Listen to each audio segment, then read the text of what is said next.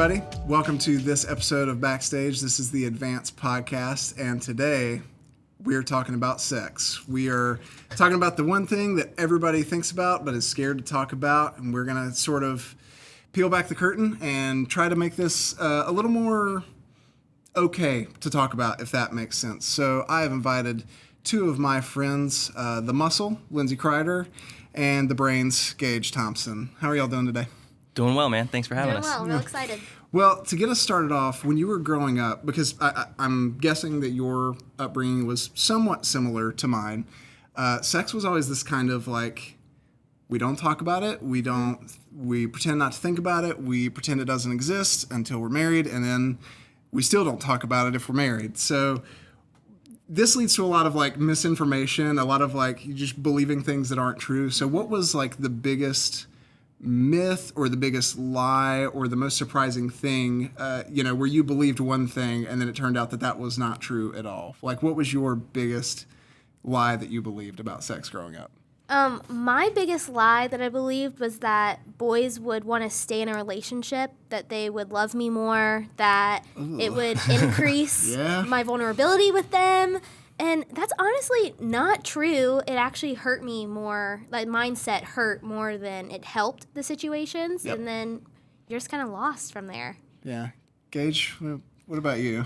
So many, man. So many lies. But if you had to pick one. So many lies, so many myths. I think if I had to pick one, the biggest one, now that I am married, looking back, is growing up for some crazy reason. Like, I always had this, like, understanding or thought that, like, sex would fix the problems within our relationships, right? Yep. Or whatever next step that I could take with a girl would like fix the issues or the dysfunction that was in our relationship. But that is a common misconception, is like taking the next, like the relationship's not good. If we take the next step, that will solve 100%. Everything. And it's just not true. Like if you have a bad relationship, taking the next step is not going to help. That's just going to like intensify all the problems. I think that even has to do with friendships too. Like sometimes we have friends and they might not be the best for us, but then they're like, oh, we're gonna go drink tonight.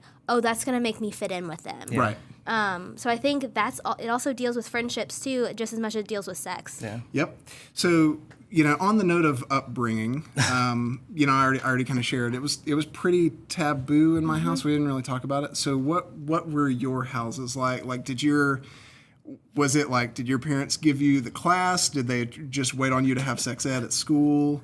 The streets raised me, man. The streets raised me. Yeah. But you're right. For me, the way I was raised, like, we didn't discuss it. We didn't talk about it, which now looking back allowed for the culture to shape my perspective of TV, music, friends, because I was curious. Now we have the internet, so you can Google anything. And so for me, my family didn't discuss it or talk about it. So it left me looking and longing and searching for ways to educate myself, which ended up, teaching me what not to do in some cases. So what about you, Lindsay? So for me, I learned about sex for the first time in third grade because my friend actually walked in on her parents and then came to the playground and told us the ins and the outs of her sex talk. Okay. So I played dumb, like I had no idea what it was. And then comes fifth grade, you're about to have the sex ed,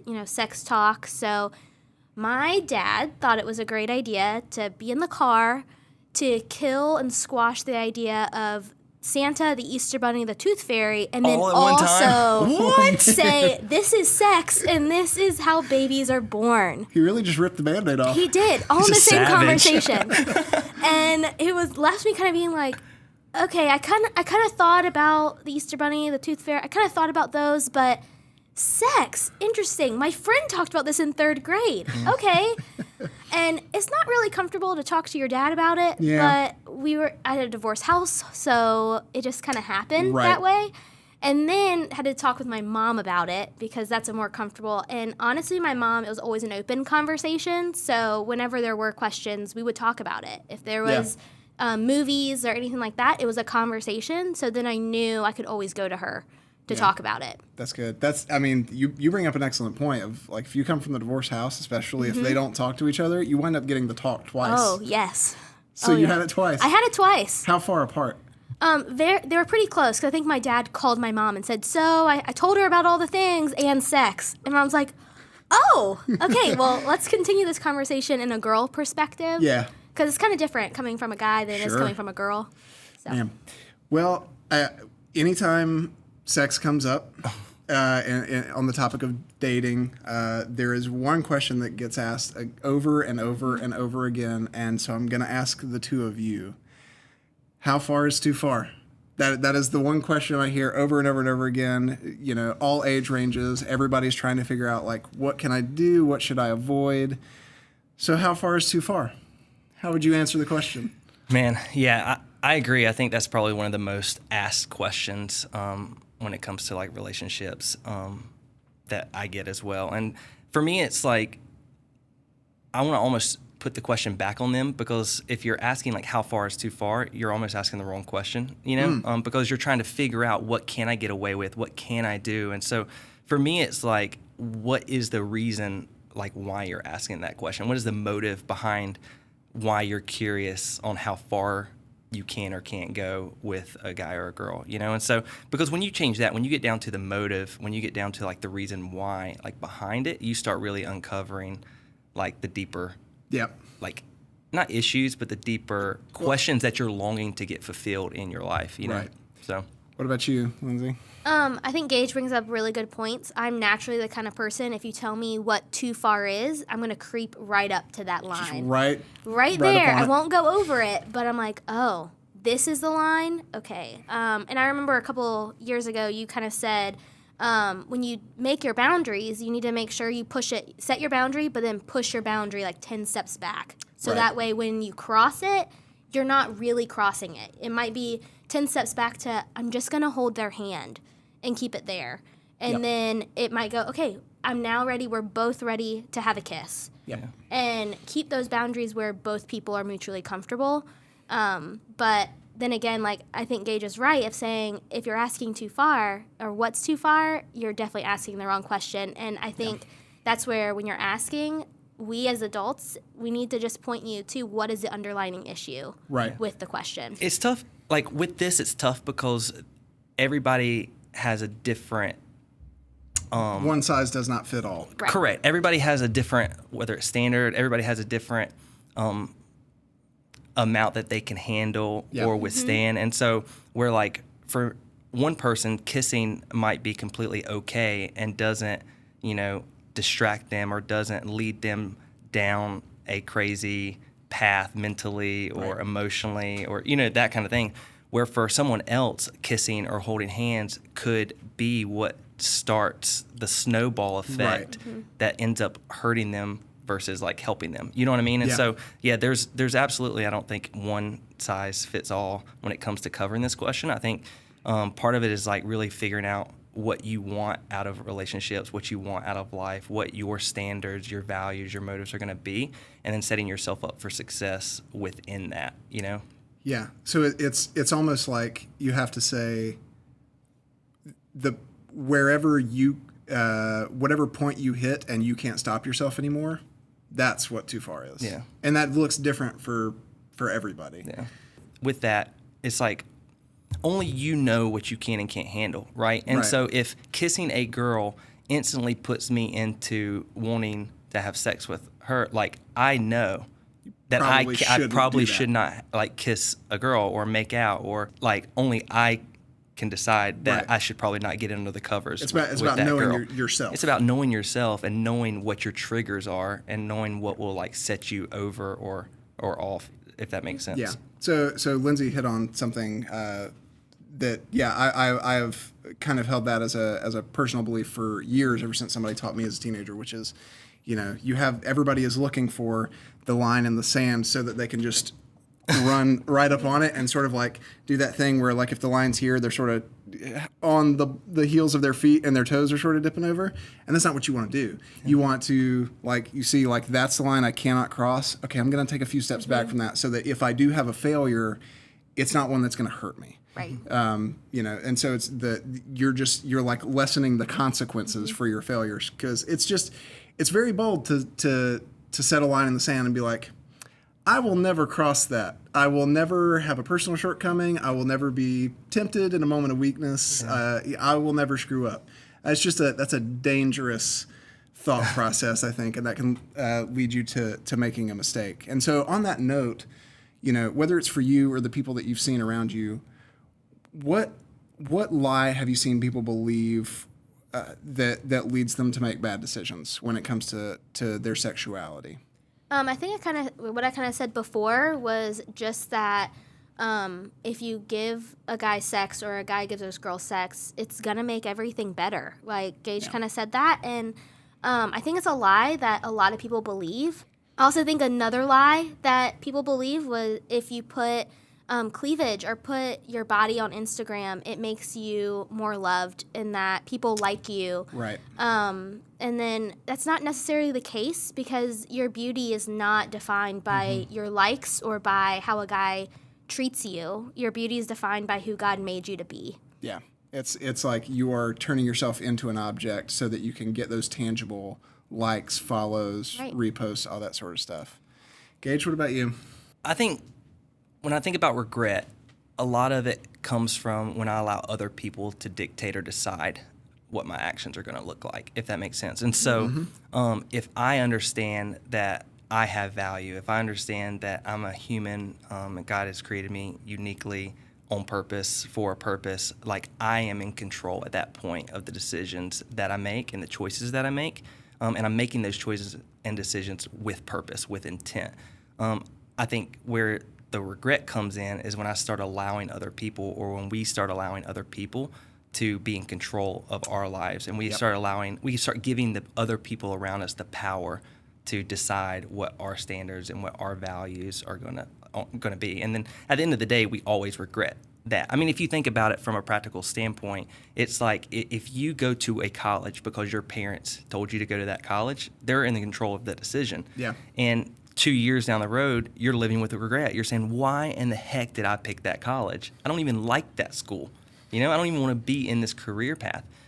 But if you make the decision for yourself about what college or what career path or what, you know, sports that you want to play, you're never going to regret that because you are in control at that point. So I don't know. I think all of that to say, I think that's the biggest lie or the biggest thing that people do that causes them to regret the decisions that they've made sexually is they allow or give too much control or power like to the people in their lives. Yeah. So.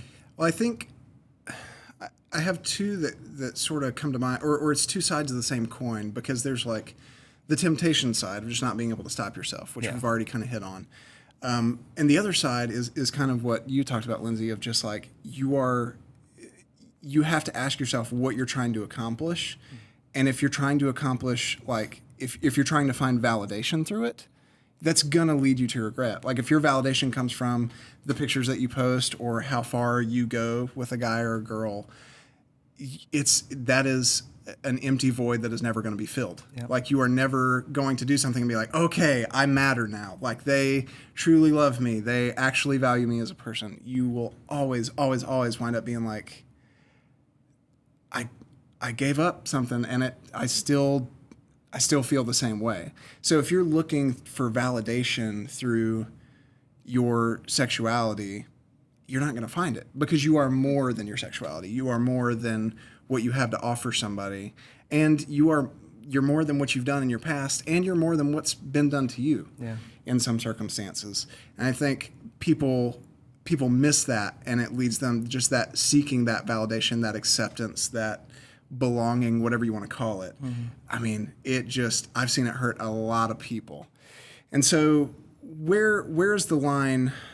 Where's the line between temptation and sin? I mean, we talked about how far is too far, but I've also seen a lot of people feel like unwarranted or unnecessarily guilty. You know, I have had guys come to me and be like, I thought she was hot. So I'm sinning, like this is bad or whatever. It's like, it's okay if you're attracted to somebody.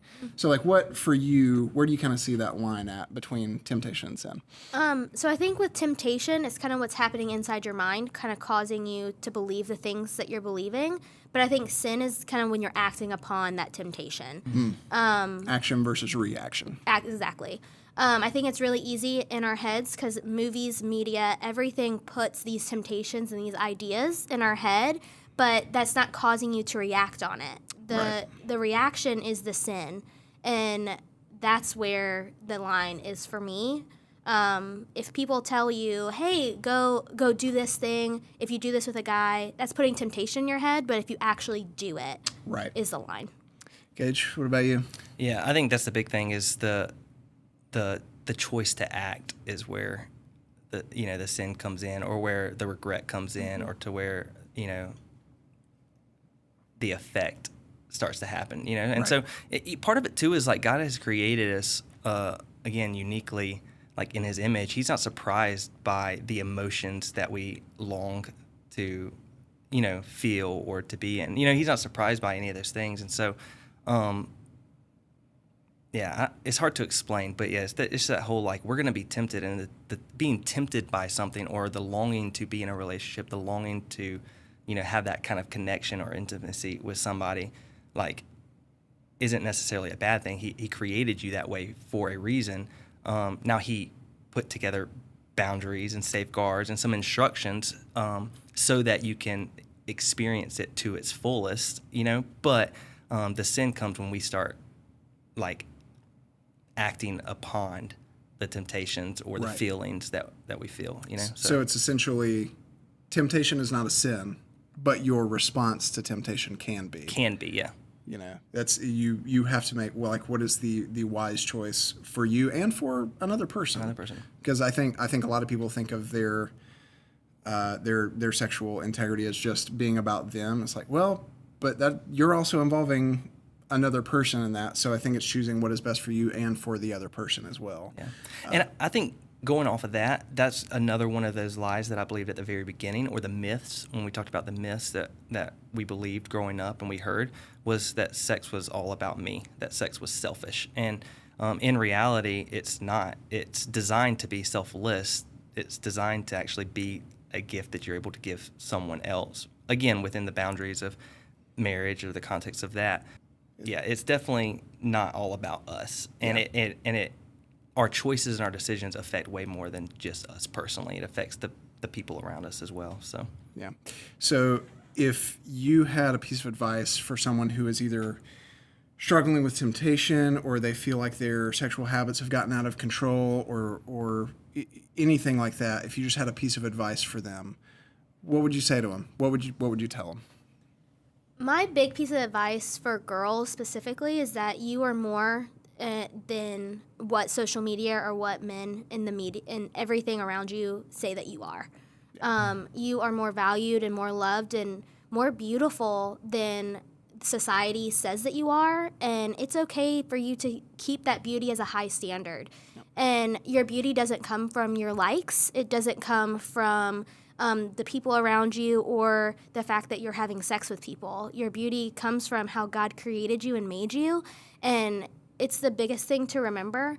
Another thing I would say is it's never too late to stop. It's never too late to say no. You could have crossed all of these boundaries. You could have had sex with your boyfriend. You could have had sex with your girlfriend, but it's not too late to make those changes. Right. It's never too late. And go to people you trust to have those conversations. And it might be hard to say, hey, I've had sex before, but the reward is someone would be there to help you set stronger boundaries, or even to check in on you and say, hey, how's that going? I know you and your boyfriend or you and your girlfriend are having sex, but I'm here for you and I still love you even though you have. Right. What about you, Gage? Yeah, so for me, it's a couple things. I mean, one, it's like, I can't remember the exact quote or saying, but it's that whole concept of like, there's never a wrong time to make the right decision. And so it's that idea that like, there's always a point in your life where you can turn and you can decide and choose to make different decisions for yourself. But with that being said, I'm a big believer that like, you have to know what you're aiming for. You know, like if you don't know what you're aiming for, you're gonna miss it every time.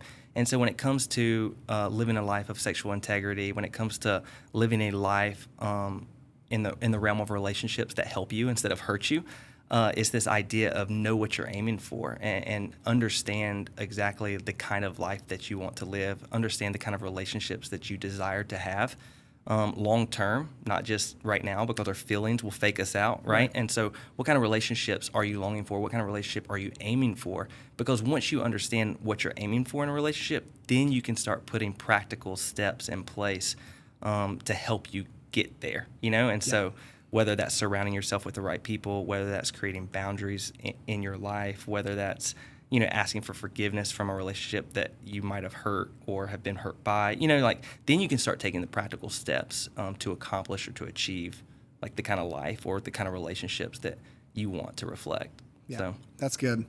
I think the one that sticks out in my head, and this is Pastor Craig Rochelle, and he says, anytime you can choose your pain, you should do it. And you can choose the pain of discipline, or you can choose the pain of regret. So yes, it is tough to resist temptation. It is tough to, you know, when somebody is telling you that they love you and that they want you, to say no. But you can choose that pain of discipline, or you can choose to have the pain of regret following you around later because you didn't choose discipline. And so I think that would be my thing is if you have your choice of the pain that you're going to endure, choose discipline always. It hurts in the short term, but it is way better for you and it will feel way better in the long term as opposed to dealing with the longer term feelings of regret and remorse and I wish I had or I wish I hadn't done something else. And I think that is probably a good place for us to stop today. Thank you both for coming to the round table. I hope you all come back in the near future. We can do this again. And for everybody watching and listening, make sure you like, share, and subscribe, and we will see you next week backstage.